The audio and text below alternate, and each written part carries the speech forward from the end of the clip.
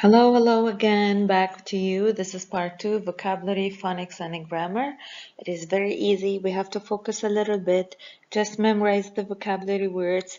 I'll bring the questions in a way like matching. It could be put some words in sentences of your own, and they are very easy. You know, we revised them many times in a class. We did many activities related to them.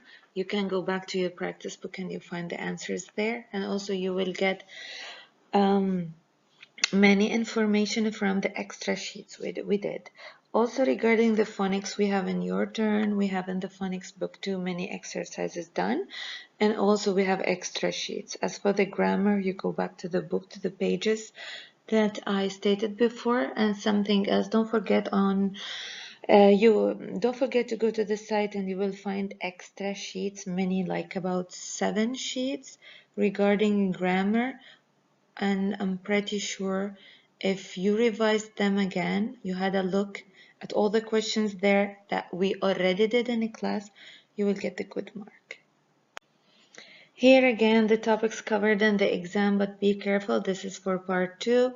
That means regarding vocabulary, phonics, and grammar. Ready to start? Let's start. As you can see here, only the words that you have to study. No questions, because you have already many questions in your turn book, and also you have many questions in your revision sheet on the extra sheets. Let's start just revising the meaning of each one. Actually, you know that you have the meaning of each word in an extra paper. So you can go to the site, go to English file, you will find handouts. So you click, you get the vocabulary sheets that are related to the exam. Fine, there are only 2. You see, very easy, just 2. So let's start revising this lesson, then the second lesson, words. Atmosphere, we said that, and I'm pretty sure now I'm saying atmosphere and you recall the meaning of it in mind. I know that you have it, that you know the meaning, it is in your mind and you are ready to put it in a sentence too. So atmosphere, as we said, it is layer of gases around on the earth. Variations, we said that it is differences or changes. Receding, when I'm driving a car, you will notice that the mountains and everything around is moving back. So receding is moving back. Noticeably, that means recognize, easy to see. Stability, it comes from the word stable and it means fixed. Decays, you know, we have teeth decays when it rots. Adam once, or someone asked me once, one of the students said, what is rot? And I told you that it is, if we are talking about a tooth or a teeth in general, that means the rot, the decay is that black thing inside your teeth. And also, rot, it means, you know, when you keep out of the fridge some food, you know, at the end it will rot. You can't eat it anymore. It's spoiled. Now come to gradual, and we said to move step by step, up and up. Impact, and we said there are actions and deeds. You can go back to your copybook or to the practice book and you will find the definition and you will find the sentences there. Also the worksheets here. To the second part, here we have the second lesson of vocabulary words. We have assume, and what does it mean? I've already made the idea in my mind. I thought of something and done. Oh, supposed, we mean. I suppose that you will come to the part. I assume that you are ready to come or to join me. Okay, so I predicted this. Okay, I had the plan in mind, even if you didn't think of it, it is there. I assumed it and done. Guarantee, you know, it is like warranty. That means to make certain about something. You bought something from me, let's say a watch, I'll guarantee it. Okay, let's come to nominate, which is, as I told you in a class, I have Hadi, Mia, Maya, Adam, whoever, all are nominated to the ISI talent show. So nominated, listed, mentioned. Okay, obviously, clearly, so clear, and sympathy, that means feelings toward others. Weakling is, it comes from the word weak, and he is the weak person. He is tired and sick and very slim. He's weak, tired. Rely, it is as in Phonics book, if you remember the word reliable. Rely, and we canceled the Y and we added able to it. So reliable, to depend on someone. To rely means depend. Supportive, you give a hand for someone, you help in something. Go back to handouts, you will find the worksheets and with more details. Thank you. Here we start with phonics, and in a short way I just put two parts. This is lesson 1, lesson 2, homophones and suffixes. Here I didn't mention any of the questions you have in your review sheet because you know you have a book, you go back to it. Here are the two lessons you will have in your book. The first one, I said here it is page 128, and you move on to find the other pages. You go back to the topics covered and you will find out.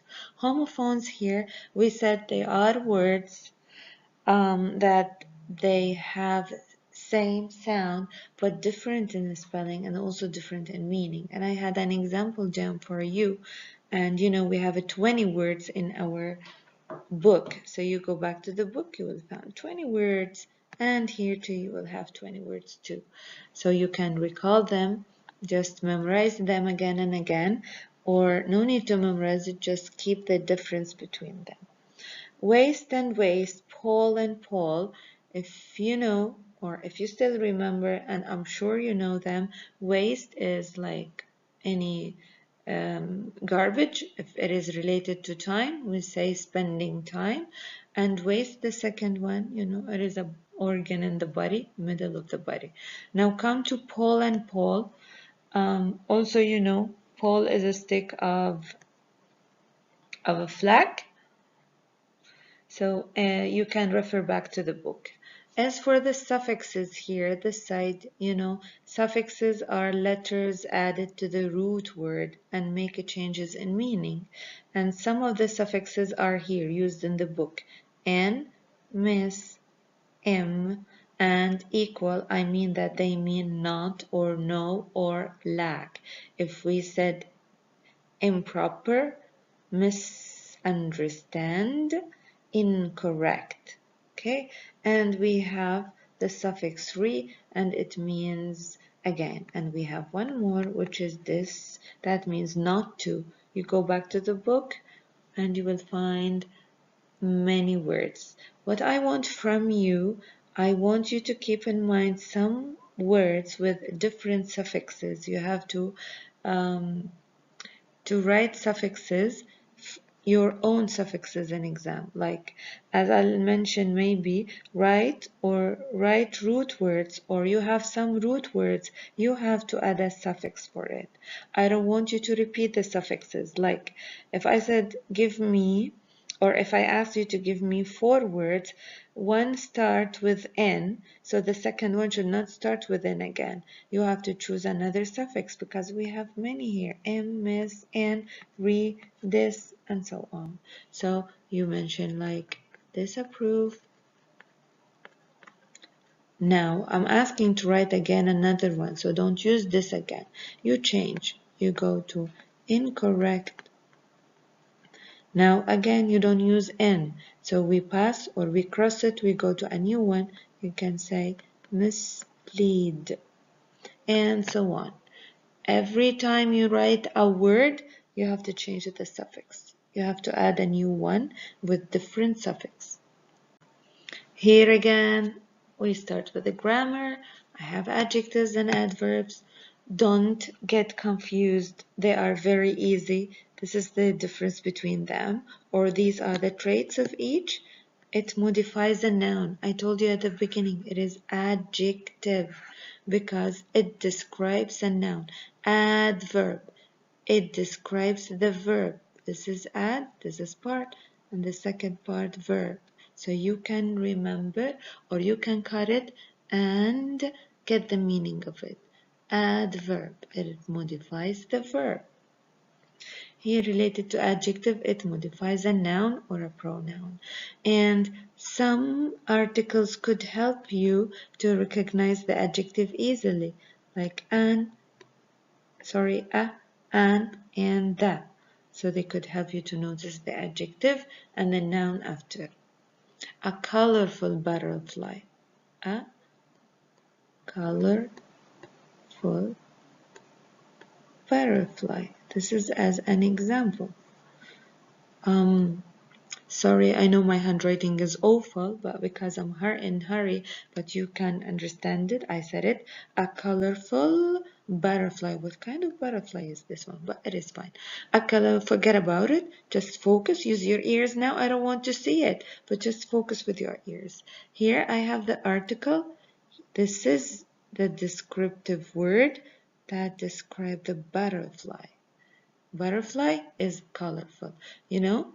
So then adjective, it answers the size or the color or the shape or the number or how matter.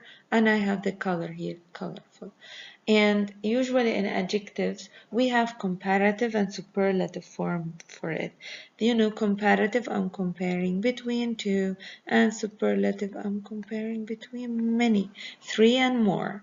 Now, if I'm comparing between two, if it is a comparative adjective, you know, it has ER. If it's a short word, be careful. Differentiate between short word like big, tall, and this means short syllable, or we call it short word. That means one syllable. And we have words with two syllables. That means it is longer, like what's in mind now? You know, big, bigger, big is one syllable. Two syllables like beautiful. Okay, so beautiful. I have three syllables, so I have to use more than most with.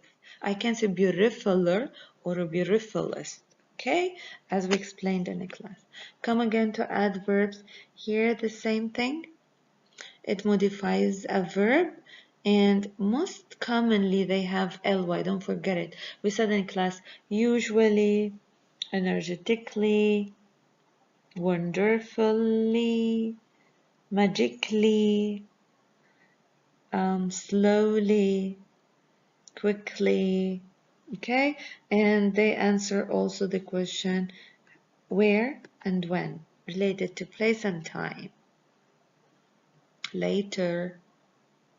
Now also like adjectives, they have comparative and superlative form, and if it is one syllable, yes, we put er and than because it shows the keyword for comparative is than, and we have est, which is the before it as a keyword for the superlative form.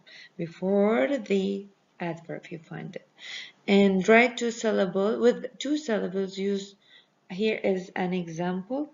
If we have a word of two syllables and more, like energetically, I use more, and the superlative form is most. It is impossible to say energetically. So energetically is with ly, it is adverb, so I put more or most. And before I forget, there is something I didn't write it here, but I'll put it up. Don't forget many.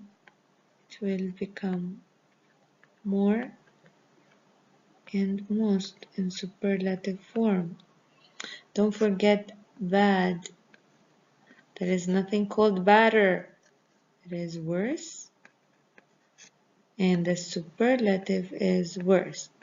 Again, you see this page is in a big mess. I don't want you to look at it. I want you to use your On this slide, I want you to use your ears and just focus on my words. Okay, prepositions, fun one. I like it the most. This lesson was really amazing with you guys, and I hope you will get good mark.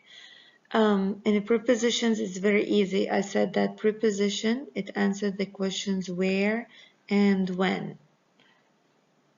In the fridge, on the table, above the table, and so on.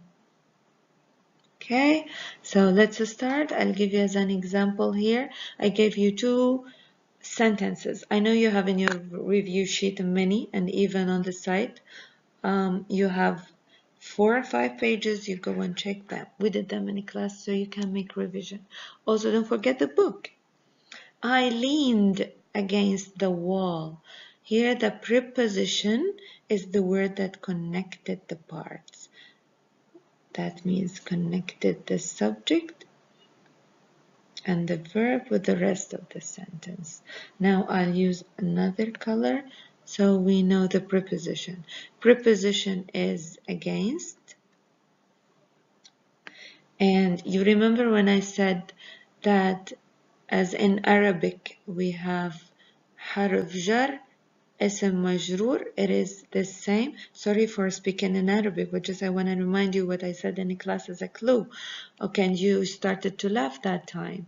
Now, again, against is the preposition, and wall is the object of a preposition. That means object of a preposition. That means it is the noun. Against what or against where? The wall. Okay, so this is object of preposition. And here down, I looked across the room. Actually, I'm not going to do it as I did up, because on the second slide, we will do 2 sentences regarding object of preposition, the prepositional phrase. Let me focus on the preposition, and it is across. Okay. Here, object of preposition and the prepositional phrase. Don't forget, I told you before, phrase is not one word, 2 words or 3 words. It is not a sentence. Phrase are words. Okay, many words together or a group of words. Let's start with the examples. 1, she looked over the hill. Over is preposition. Again, another color. Hill is the object of preposition, and the orange one, over the hill, is a prepositional phrase. The second one, I'm sure you can do it alone. My mom went past the other car. Where is the preposition? Sure, there is past. Where is the object of preposition? Be careful. I have other, I have car. But here other is the descriptive word for the noun. That means other is an adjective. I want the main noun, which is car. So this is object of preposition. Come to know prepositional phrase. It is past the other car. Prepositional phrase. Again, sorry for the mess. Use your ears. Okay, honey, here we have some words like neither nor, barely, scarcely, hardly. All these are negative words. These are negative words, and there is no, and we have not, and we have don't. Actually, this part was cut because of the slide. I'm so sorry, but you can go to your revision sheet and you will find it there complete. Here it is just a summary of what are negatives. So negatives are like neither nor, not, no, don't, anything with not. And we have the short form of it, and apostrophe T. Okay, it's the abbreviation we call the short form, contraction. Now we have Of course, you didn't forget positives. We said we have positives for negatives, like any, anywhere, anyone, anybody. I'm sure you know them all. Now, I told you in sentence we have to avoid double negatives. Never use two negatives in a sentence. Here an example. She didn't buy anything. Didn't, this is negative, and anything is a positive. She bought nothing. These are the answers actually for a sentence that should be written up.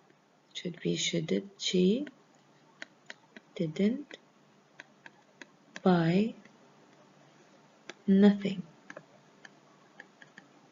Okay, so this is the main sentence that I asked to make the correction for, and here are the corrections. In the first one, there are two ways to make corrections.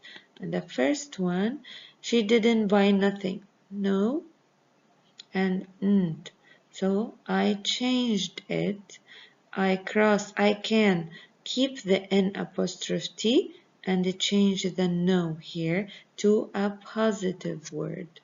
So instead of nothing, I can use anything and I keep the NT here. Another way, she bought, I cancel the N apostrophe T. This is the second way, and here I have to make changes for the action. She did buy, it's impossible, so did is a past, so I change buy to the past. Buy will be bought and nothing will stay nothing because it's only one negative. I cancel the negative here. Let's do the ones down here, 1 and 2. Let's start with 1. Chloe wants to play baseball, but he does not have no time. Not? No. What do you think? How can we fix it? I'm pretty sure you know it. You have it also in your book, your paper, your revision sheet. Chloe wants to play baseball, but he does not have no time. So no, he does not have any time. So I change the no into a positive word, anytime. Or it is enough to say he doesn't have time. We only cancel no. This is it. So he might, the second sentence, he might not never get to play baseball this year. Not, never. How can we put them in one sentence? It is wrong. So he might never get to play. This is first choice. I cancel not. Or you can say he might not get to play baseball this year. Not or never, one of them. Okay, let's move to something else.